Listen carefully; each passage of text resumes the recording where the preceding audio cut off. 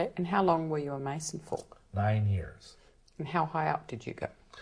Well, I went through the typical Blue Lodge degrees, went through York Rite all the way up to the Knights Templar Commandery, went through the Scottish Rite all the way up to 32nd degree, and at that time, then I was considered worthy to get into what is called esoteric Freemasonry, which most American Masons don't even know exists. And in that organization, I was admitted into the Rite of Memphis Mitzrayim, and I went up to 90th degree, which a lot of Masons, if they even hear that, they will, their false teeth will fall out of their heads. But there are actually at least 97 degrees in the higher level esoteric rites. From your experience? From my experience. I've actually heard there's 360 degrees with Satan at the top. Do you know if that's true or not? I have no idea if that's true or not. I have heard that too, but for my information, I can only speak to that there's 90. Right. Were you surprised when you found that there were more than 33 degrees? No, not really. See, here's how this works. When I went through the Masonic rituals, I had the spirit guides in my ear whispering things, telling me to do things, telling me to answer certain things in certain ways. Because I did that, I was identified by the leadership of the Grand Lodge of the state of Wisconsin that I was someone a little bit extraordinary. And the spirit guides kept prompting me with these things.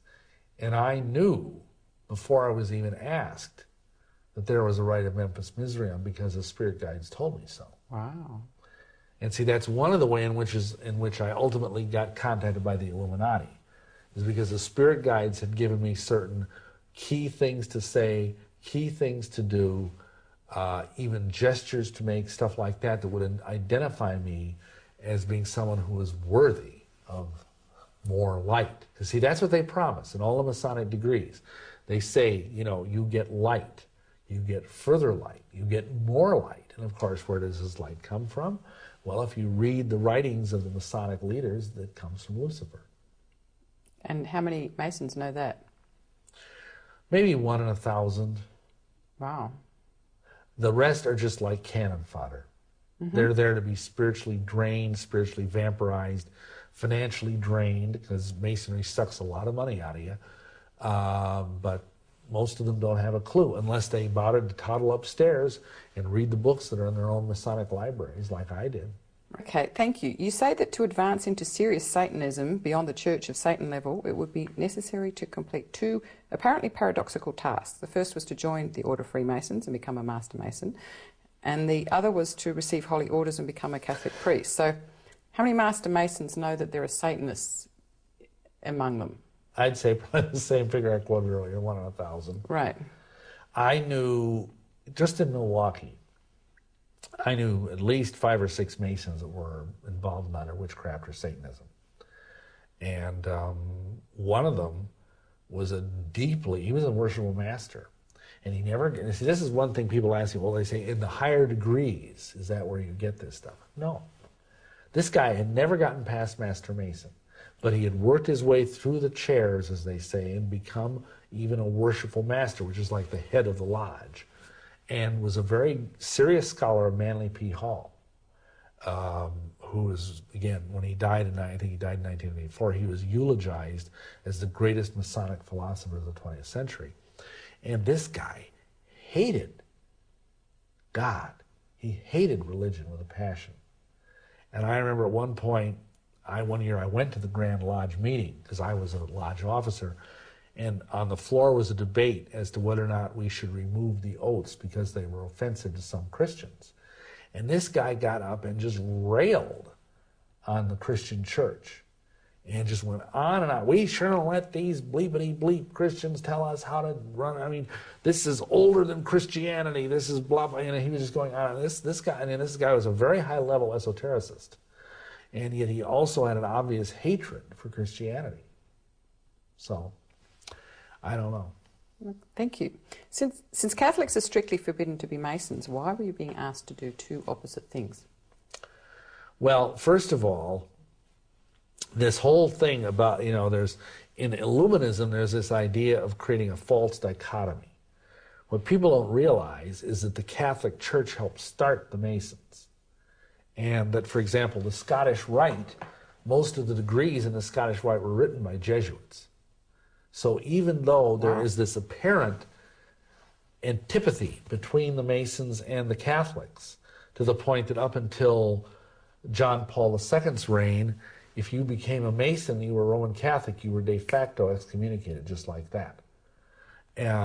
But actually it's all a sham, because most of the high level of people in the Vatican are all Freemasons, and many of the people that are Freemasons are Catholics. Why do they have the sham? What do they get out of that? Well, originally, you see, it's like the old Hegelian idea, which he actually got from the Illuminati, of thesis, antithesis, synthesis. You have two opposing things, and they fight, and they come together, and they create and in this case, the idea would be to create a one-world religion out of these two opposites. The two things come together, and they merge. And that's actually happening right now before our very eyes.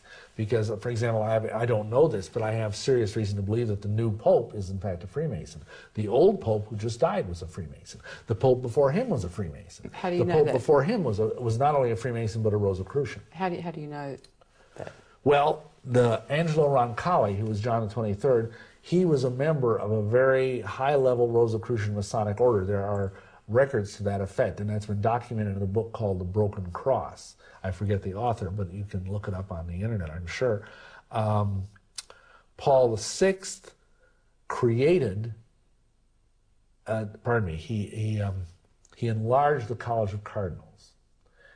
And just by coincidence, almost all the cardinals, he took archbishops and made them cardinals. That's what the Pope does. Almost every one of those cardinals, those new cardinals, were Freemasons. Now, by inference, we can assume that he was probably a Freemason, but that's only circumstantial.